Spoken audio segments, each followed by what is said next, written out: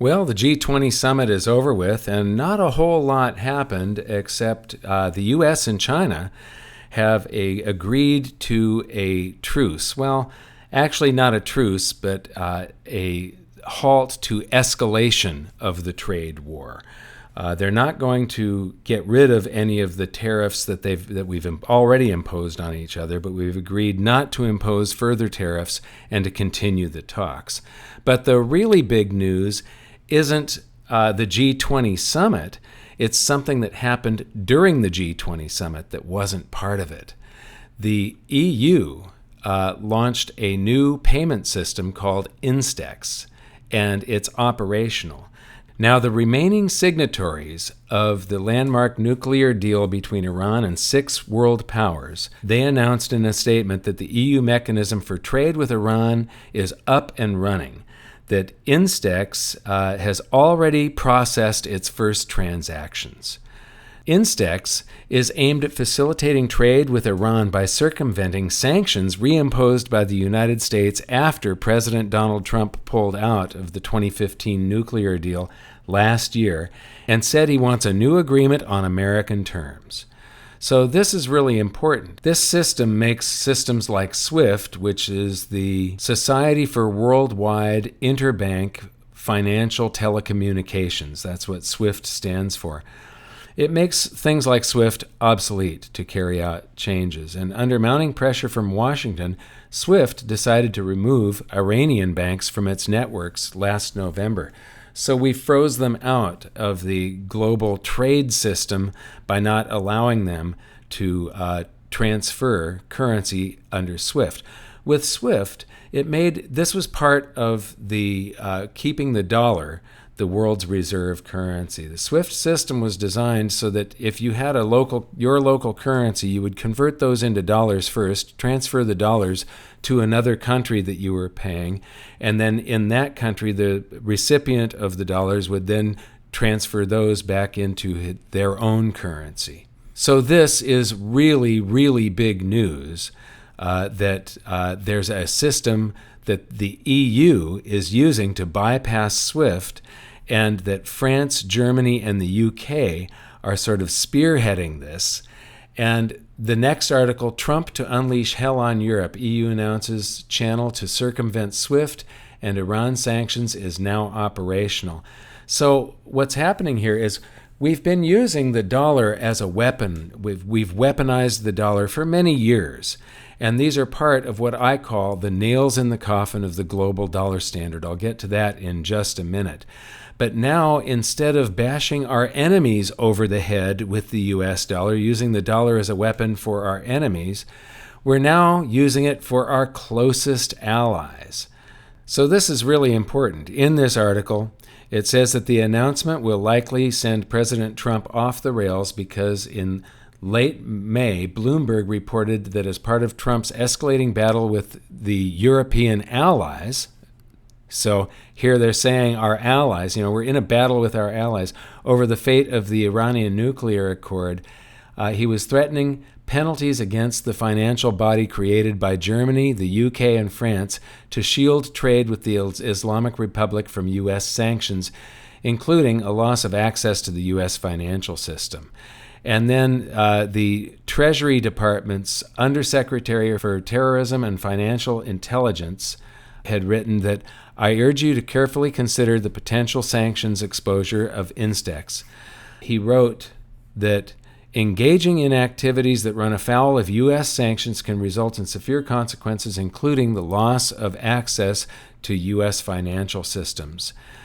Germany, France, and the UK, these are our closest allies, finalized the Instex system in January, allowing companies to trade with Iran without the use of U.S. dollars or American banks, allowing them to get around wide-ranging U.S. sanctions that were imposed after the Trump administration abandoned the 2015 Iran nuclear deal last year. Now, the important thing here is that this was the first official shot across the bow of the U.S. dollar's status as a global reserve currency. And it's not the first. I've been tracking these since 2009. I'll show you that in a moment. and not by America's adversaries, but by its closest allies. And once those who benefit the most from the status quo openly revolt against it, the countdown to the end of the U.S. dollar's reserve currency status officially begins.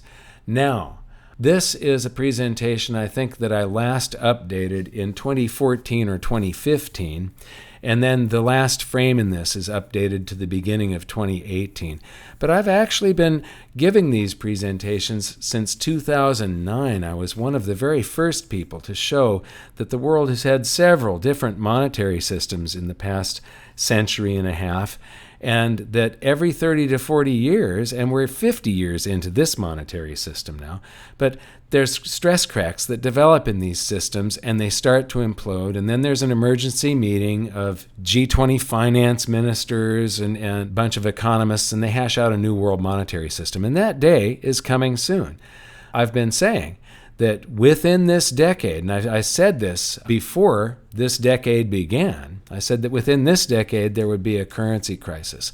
Well, it's possible that I might be late by a year or two, but it's coming, and it's coming quickly, and it could still come before the end of this decade. But when you travel the world, you go around the world and you use different currencies in different countries, but when you look inside their banks and their central banks, most of the currency in there is U.S. dollars, and that's all used in international trade settlement. But back in this, like I said, this is back from 2014 or 2015. These countries were avoiding demand for U.S. dollars in trade by setting up bilateral trade agreements with each other. And then there were other countries that where the use of dollar alternatives triggered war.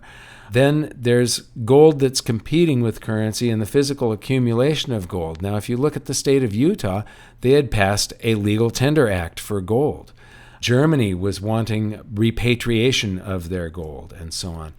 Then citizens demanding repatriation. Now, when the Bretton Woods system was created, that required all countries to hold U.S. dollars, so it flooded the world with U.S. dollars because it was agreed that the U.S. dollar would be the only currency fully convertible back to gold. And so the U.S. dollar became the world's reserve currency.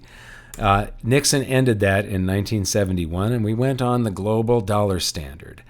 And that was just fine for almost 30 years. And then Saddam Hussein started selling oil for euros, and that was a threat to the dollar's global dominance. Now, since then, there have been so many nails in the coffin. I used to keep track of these all of the time, and it just they started coming so fast that I couldn't keep track of them anymore. There are now several per week.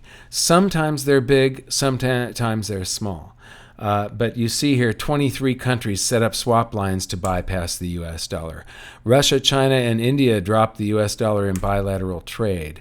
Then the U.S. passed the Foreign Account Tax Compliance Act, FATCA, which requires all banks internationally, banks from every country, to report to the United States any accounts that they have for $10,000 or more for U.S. citizens. So if you're a U.S. citizen with a foreign bank account, those banks have to report to the U.S. Now, can you imagine the U.S. Can you imagine Russia or China demanding the same thing of the U.S.? We would consider that sort of an act of war, that we had to disclose any of their citizens that had bank accounts in our country. These are how the nails in the coffin of the global dollar standard are coming more and more quickly every day. Now, to get back to these articles about the EU announcing their system to bypass SWIFT, the Instex system, the U.S. has been weaponizing the dollar for years. And it's a shame that we use it so many times. We use it more often than we need to, because there are instances where it probably should be used as a weapon. But by threatening all of the other countries in the world that if they don't participate by the rules that we're setting, that we're going to punish them, it just makes them want to bypass the dollar. So here we've got Russian banks joining the Chinese alternative. So China came up with the China International Payment System, also known as China's SWIFT, to ease operations between countries. But so China and Russia now do trade directly. And this article is from March. Then there's 3 Chinese banks tumble after U.S. threatens to cut them off from SWIFT. And these Chinese banks did get caught doing business directly with North Korea.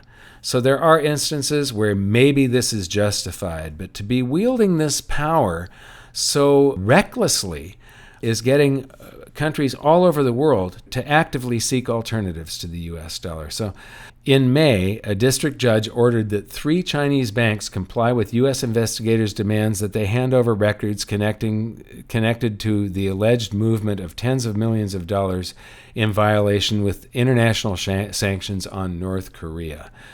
And then an article on RT, which countries are dumping the U.S. dollar. Now, this is from a year ago, a little over a year ago. But it talks about in here, can China succeed with the petro-yuan, where Gaddafi failed, killing the U.S. dollar in oil trade. And this is about the Shanghai Futures Exchange launching oil contracts, oil futures. And that brings me to an article about China begins to reset the world's reserve currency system. And this is from September of 2017. I reported on this a long time ago.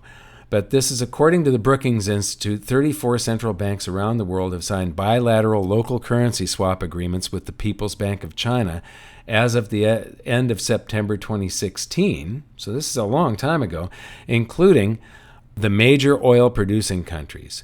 With this new contract, and what they're talking about here is a futures exchange contract on the Shanghai exchange where China's largest oil suppliers will now be able to transact directly with China, which is now the largest consumer of oil in the world, and other oil importing countries using the yuan, which are directly convertible into gold to settle the trade.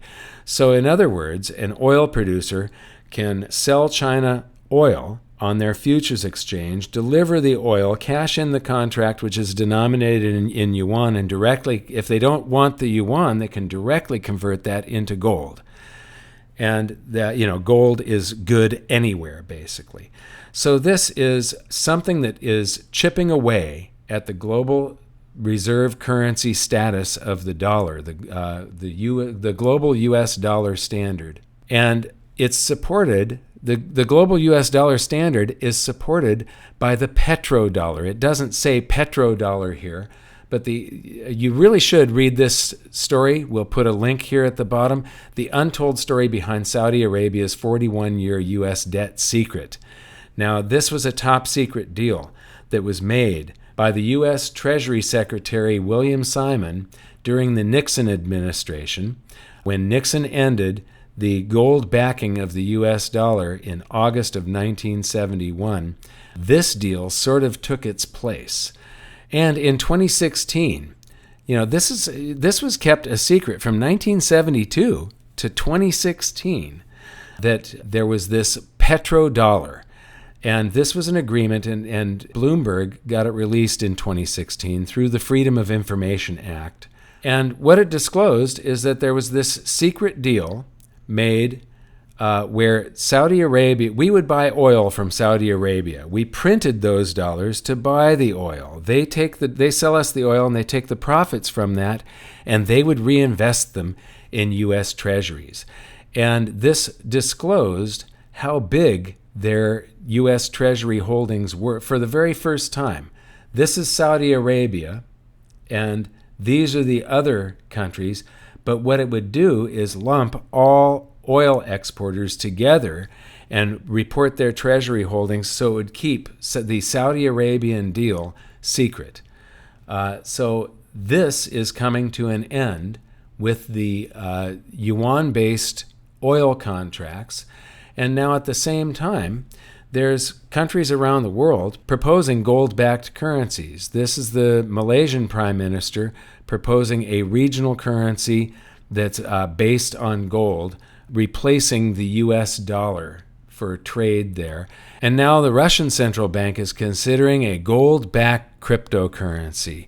So strap in, because the impact from this is going to be huge. You know, in the three transitions to different global monetary systems that took place in the last century, the impact was only felt by the world's central banks, big international companies, and international banks.